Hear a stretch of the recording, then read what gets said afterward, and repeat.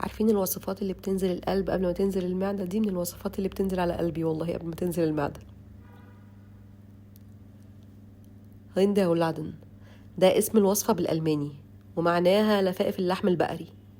ده قبل ما انا احرف فيها شوية.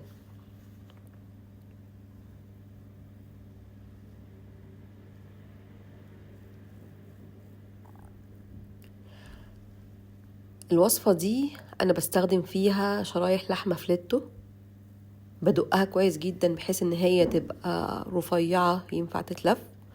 وللحشوة هستخدم جبنة موتزاريلا او جبنة شيدر فلامنك، اي جبنة تحبوها.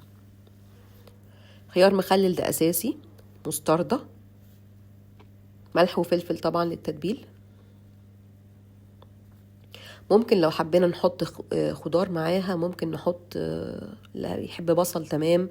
انا عن نفسي بحب الفلفل الاحمر المشوي، فانا حاطه فلفل احمر مشوي مقطع حتت صغيره. بدهن اللحمه كلها بالمستردة،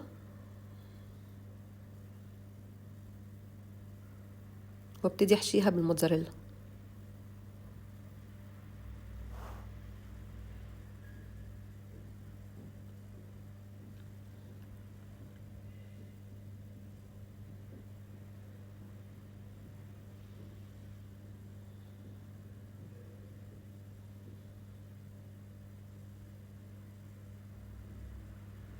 الخيار المخلل في الوصفه دي بيبقى اساسي.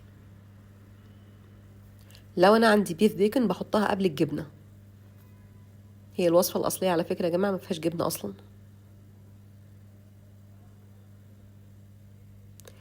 واحاول الفها بحيث ان انا اقفل بكل الجوانب بتاعتها.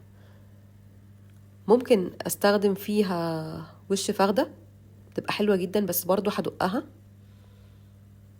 هتتلف معايا برضو، حتى وش الفخده هتتلف معايا من غير ما احط لها ستيك. انا مش هقفل باي حاجه خالص، انا قفلتها هي كويس. هي بمجرد ما بتنزل من النار بتقفل.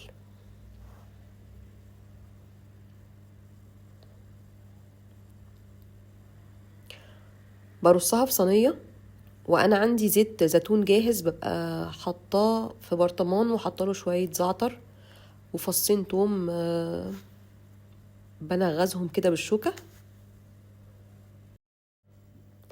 جزر وبصل دول للصوص بتاعنا.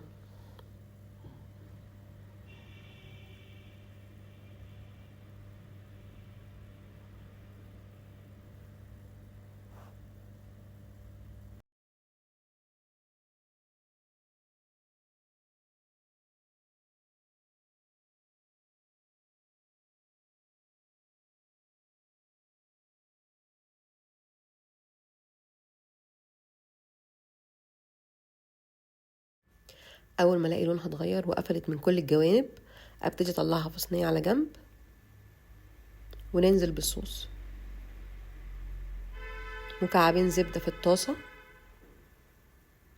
البصله بتاعتي والجزره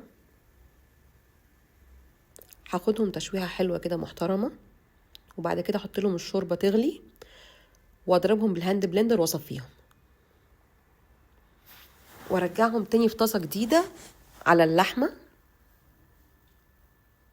ممكن ازود لهم شويه شوربه او شويه ميه من بتاعه سلق المكرونه، واغطيهم بالظبط دقيقتين اخدوا غلوه. وبعد كده نزلت بصوص الصويا، معلقتين صويا ومعلقتين عسل نحل متدوبين مع بعض، ومعلقتين نشا في نص فنجان ميه.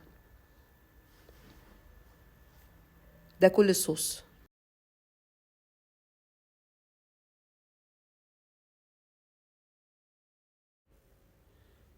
5 دقايق بالظبط، وطلعت اللحمه تاني. الصوص تقل معايا، نزلت المكرونه. انا هنا مستخدمه فيتوتشيني، تقدروا تستخدموا اللي انتوا عايزينه، سباجيتي، بينا.